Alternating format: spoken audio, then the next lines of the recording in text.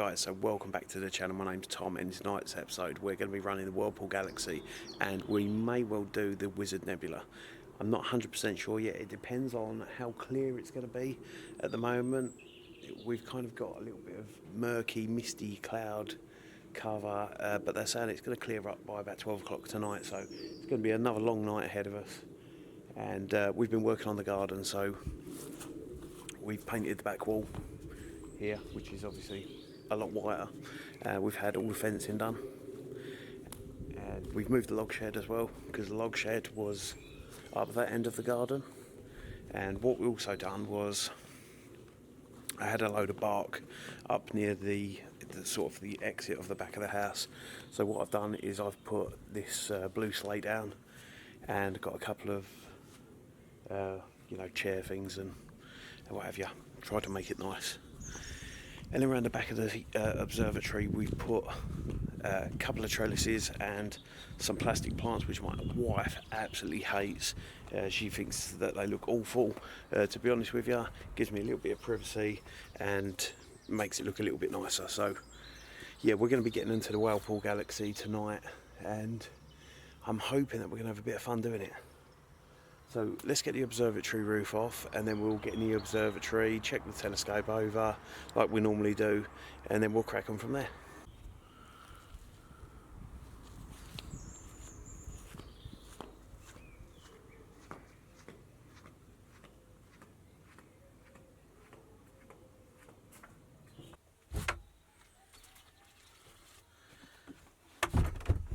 Alright, let's get the observatory roof off then, guys.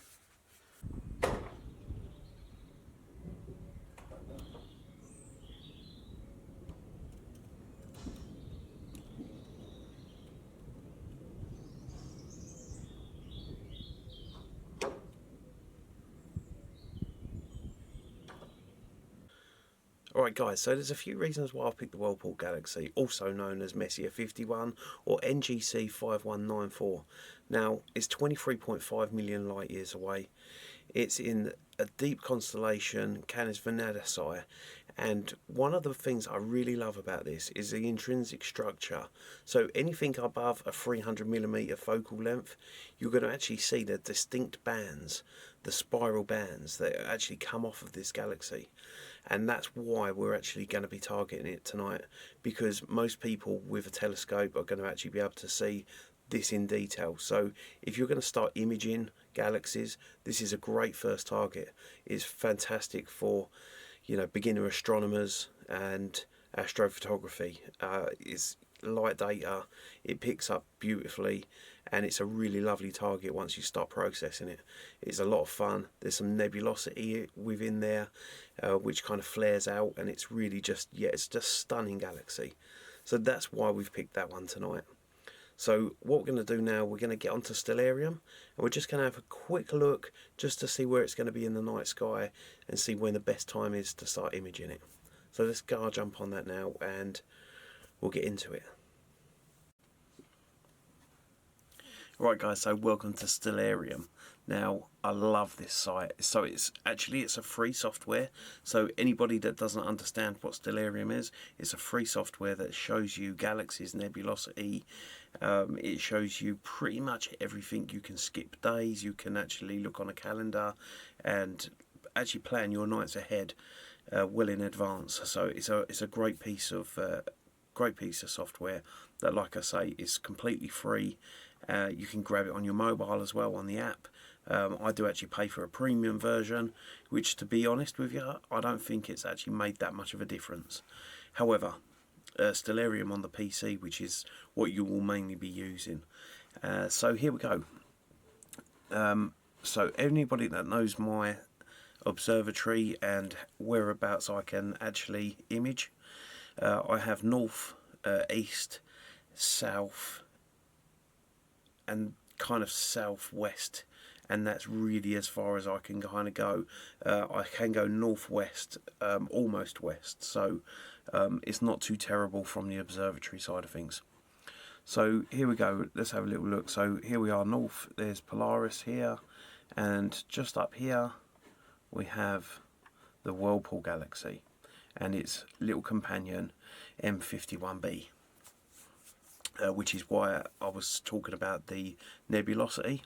You can see off of this second galaxy here how that spirals out, and that's hopefully we're going to collect enough data where we can actually see that.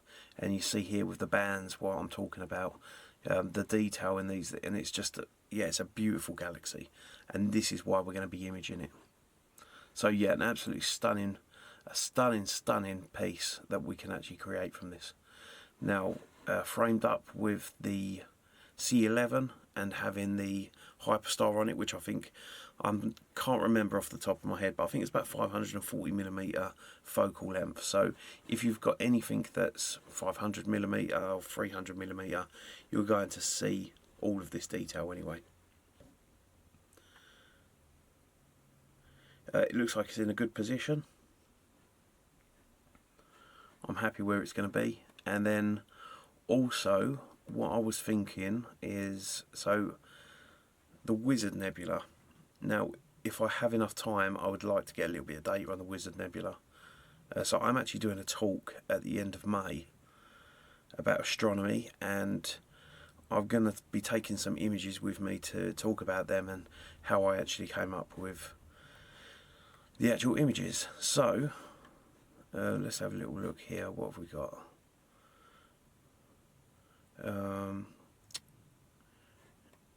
Whereabouts did I see it? There it is. And here's the Wizard Nebula, which, I mean, that's stunning how that actually really does look like a wizard. So yeah, hopefully I'm going to be able to get a little bit of data on this as well this evening. Fingers crossed, guys. Okay, so let's go do a couple of checks on the telescope now. We're just going to make sure that everything's looking okay.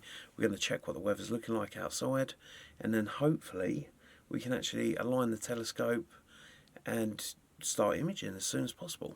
So let's go. So let's go and do that. So I bought one of these little remote controls just to turn my observatory on. Really, it works really nicely. So yeah, here's the C11. And what we're going to do is we're just going to take the covers off at the moment. So we're just going to spin it, pull that down. We'll take the front off.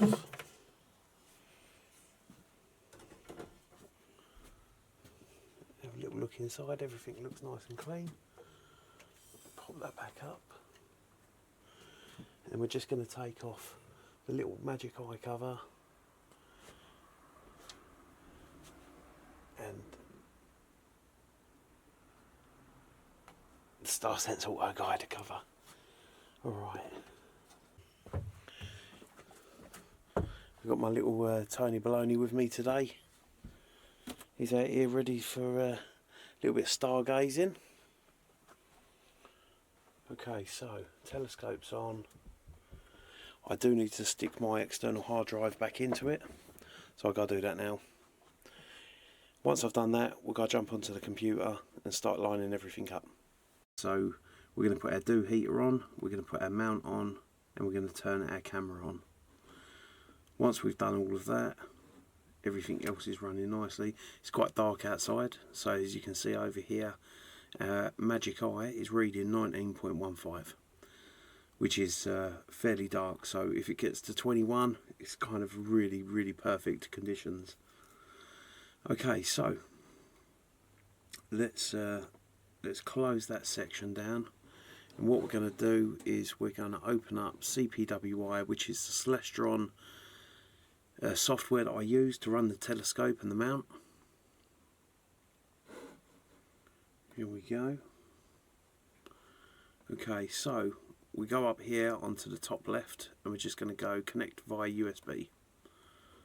So it's going to connect everything. And then here we're going to go last alignment, and we're going to say begin alignment, and it's asking if our points are in the correct position. We don't need to worry about that on the CGX. If you have got the AVX, you'll have to make sure that the dashes are lined up. So we just click ready, and the telescope's going to find those positions.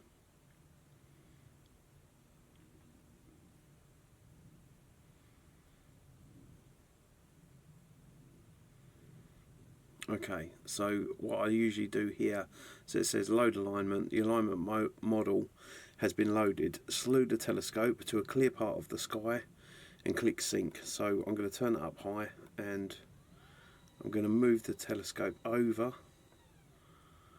to about there, and I'm going to just say sync here.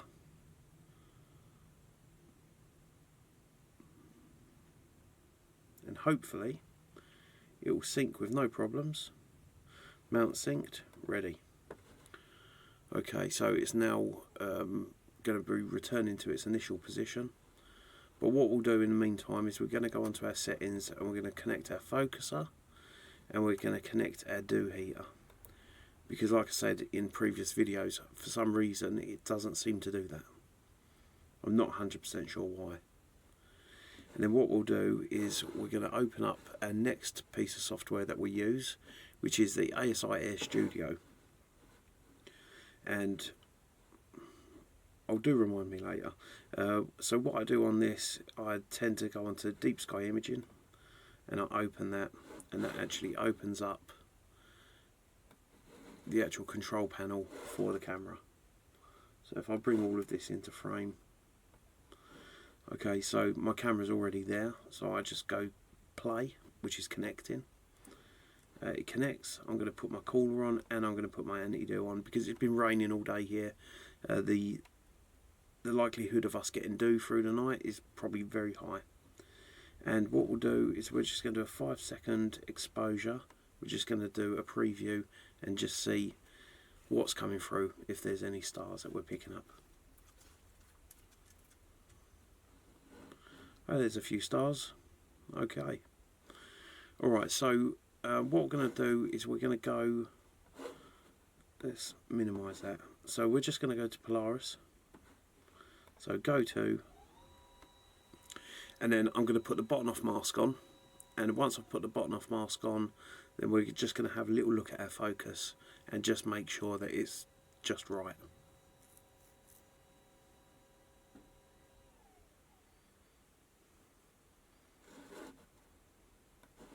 So I'll actually bring over my camera again now. So I have on here, I have a star sense which is making slight adjustments. Okay, so if I do capture again, what it should do is Polaris should come up. I don't think it's going to come up in the center, but it might come up over here somewhere. There it is. Okay, so you can see outside it's still quite murky out. And then what we're going to do is we are going to go and put our bottom off mask on. So bear with me guys, I'm going to go and put that on quickly and then we're going to carry on running. So I'm going to do a continuous preview for 5 seconds. I'll be back in a second.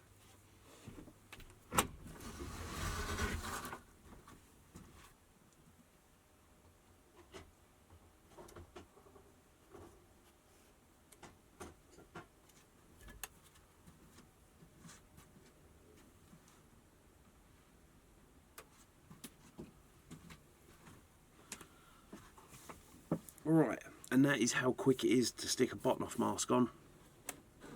And then what we can do is we can now zoom in to the star and just make sure that we're accurate with our focus, which guys, you can see by this image that is pretty perfect. So if these lines, if these center spikes were off slightly, I would say we need to readjust it, but that does look pretty good. I might actually just adjust the focus slightly. So what I'm going to do is I'm going to bring up our focuser and we are going to move out just ever so slightly.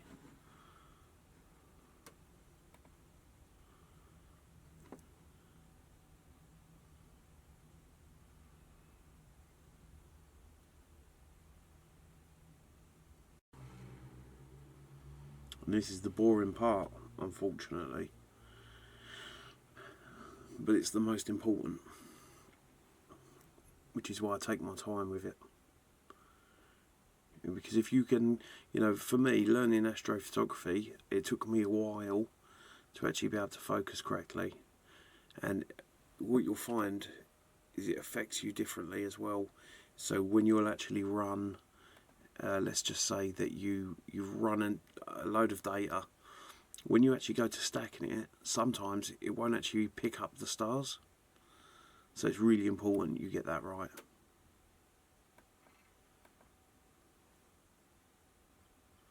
I think this is it, guys.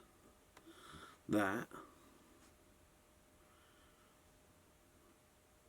I am so happy with. That is, for me, that is what I class as a perfect focus.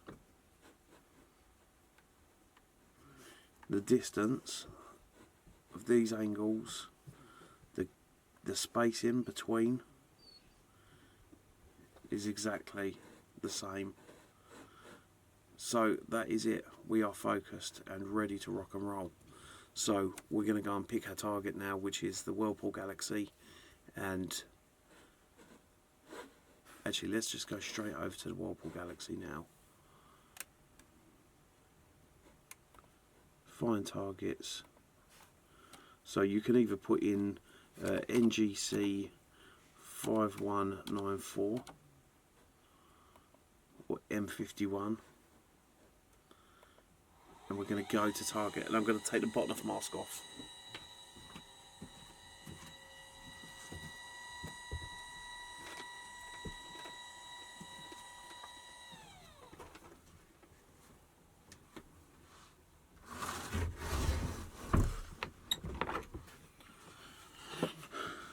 Okay, so now I've done that, it's just gone over to it. It's StarSense successfully performed a correction, so we can now get off of that. Tony Baloney boy, come on. Good lad. Okay. And then you see here, this is the Whirlpool Galaxy, guys. Let's bring this over. Okay, so a little plane running through. Alright, so first off, what we're going to do is we're going to do our StarSense Auto Guider, and we're going to enable guiding now. Okay, so we're going to minimise that, and we're just going to do a single preview, 2 minutes. Let's have a little look how the Whirlpool Galaxy is going to come out. So guys, we've got 2 minutes to wait. So in that 2 minutes, what we're going to do is I'm going to quickly just go on to something I've been meaning to talk about. So lots of stuff going on in space at the moment, guys, as you know. They're talking about China weaponising space. I think that the US is probably doing it themselves anyway. So I suppose it's the space race, isn't it, to arm our space. Let's just hope that they don't have too much junk going up there that's going to affect our photographs. Alright, so 1 second left and we'll see this image come through. So this is just a raw image. It's one image, that's all it's going to be. And there we go. That is looking rather lovely, isn't it? Obviously there's a little bit of movement on my stars, so my guiding, because it hasn't settled down, which is why I usually do the first preview. Okay, so knowing that that's right, what we'll do is we'll actually go to capture next, and then we'll do an auto run, and then what I do here is I set this up as my light frames, and I'll change this to 120, and we'll run 6 hours worth. So it's 10 o'clock at night now, so yeah, we'll run 6 hours.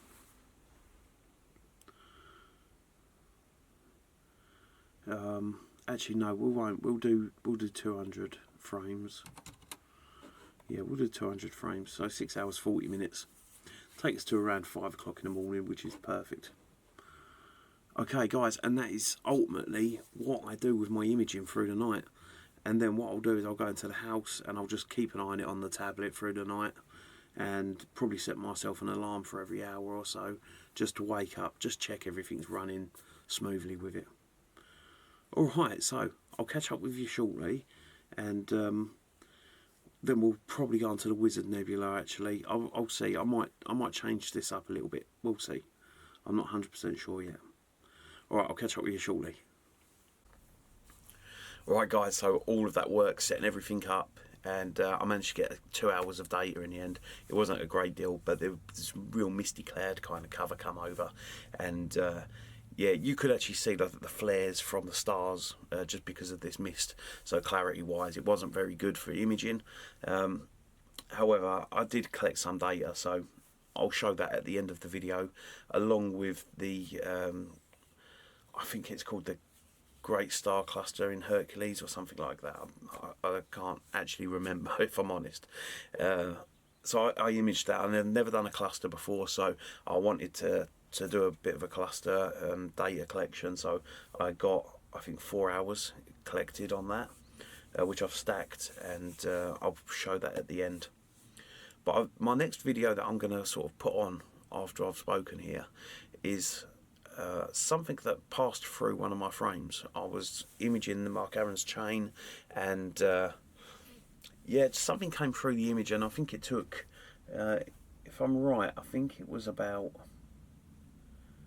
let me just check, I think it's about 3 minutes, 3 to 4 minutes of data that I was sort of like just photographing at 10 seconds, and it was so slow how it kind of come through the frame.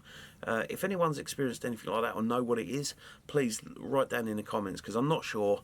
I've never seen anything travelling that slow. I mean, it may just be that it's really far out in deep space. I'm not 100% sure, so if anybody knows, throw it down in the comments for me, please. And yeah, guys, so 2 images I'm sharing today. They're right at the end of the video. Have a little look, throw me a comment, tell me what you think, and don't forget, like and subscribe. Cheers, guys. I'll see you soon.